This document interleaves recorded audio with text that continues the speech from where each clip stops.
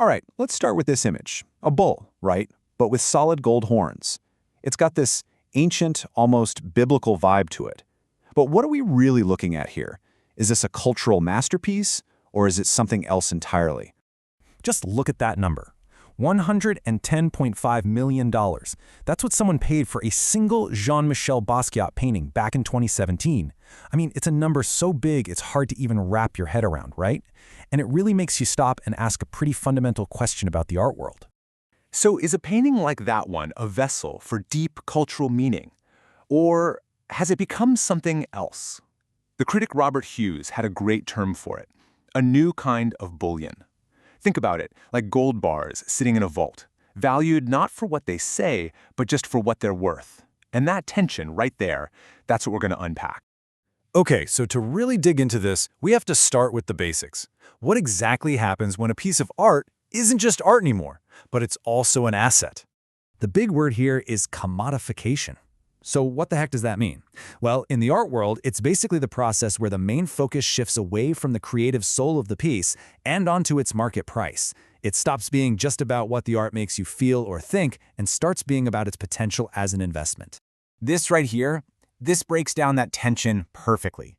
So on one side, you've got aesthetic value. That's the beauty, the history, that special feeling you get when you just look at something amazing. And then, on the other side, you've got exchange value, liquidity, scarcity. How easily can you turn this thing into cold, hard cash? It really feels like the modern art world is in this constant tug of war between these two ideas. Now look, it's super easy to bash the art market, right? But let's be fair for a second and actually look at the argument for it. Is all this money, is it really such a bad thing? This is a pretty provocative quote, and it comes from Damien Hirst, an artist who, let's be honest, has mastered the art market like almost no one else. His whole argument is that money isn't some corrupting evil. No, he says it's the very thing that keeps art and artists going. It's not the enemy, it's a lifeline. And you know what? He's got a point. I mean, think about it. A strong market means artists can actually make a living. Collectors can step in and preserve culturally important stuff. And all that crazy buzz from the big auction houses, well, that can help fund public exhibitions, which means museums can get their hands on popular pieces that bring in huge crowds. So yeah, in short, money can actually fuel access and opportunity for all of us. Here's a perfect example of that in action. You have the billionaire Edoardo Costantini. He used his massive collection, which he built by playing the market, to found a huge public museum in Buenos Aires. So a masterpiece like Frida Kahlo's Diego and Yo, which sold for over $34 million, is now available for everyone to see. And that's all thanks to private wealth generated by the market. But of course, that's not the whole story. There's a really powerful counter-argument here. So let's flip the coin and explore the other side, the critique of what happens when art gets a price tag, and maybe, just maybe, loses some of its real value in the process. And we're back to Robert Hughes with this pretty famous warning. He compared the art boom to something called tulip mania back in 17th century Holland.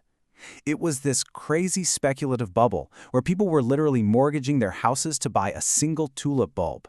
It was completely irrational, and when that bubble burst, people lost everything.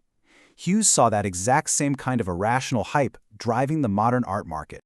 And this isn't just some abstract theory. Take a look at this timeline for the artist Sir Edward Burne-Jones. In 1898, one of his paintings sold for an absolute fortune. But then, less than 50 years later, the value completely collapsed. By over 99%, it sold for just £21.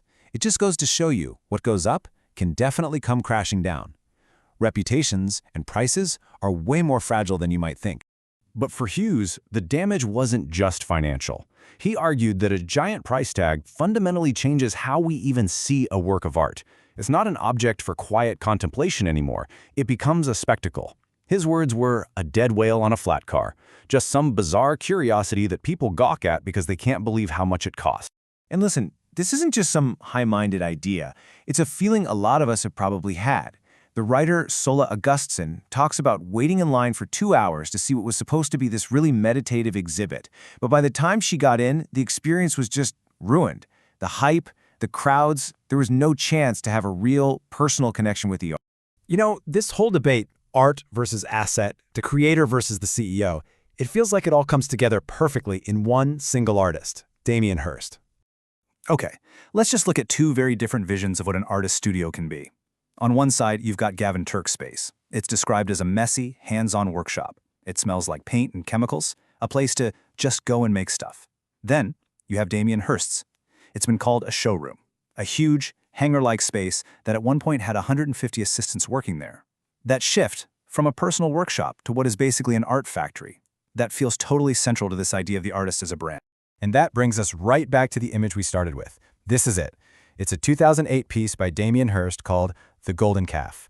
And it is literally a real bullock preserved in formaldehyde with solid 18-karat gold horns and hooves and a golden disc on its hip. So what makes this piece so brilliant and so controversial is the profound irony at its core. Hirst created a literal false idol, the golden calf, for our modern age. It's an artwork that is both criticizing and feeding the worship of money at the exact same time. It's almost like it was designed to poke fun at the very billionaires who would line up and bid millions for it, basically making them part of the performance. All right, so after all that, where does this leave us? We've seen the market as a lifeline, but we've also seen it as this corrupting force. So what is the real price of turning art into bullion?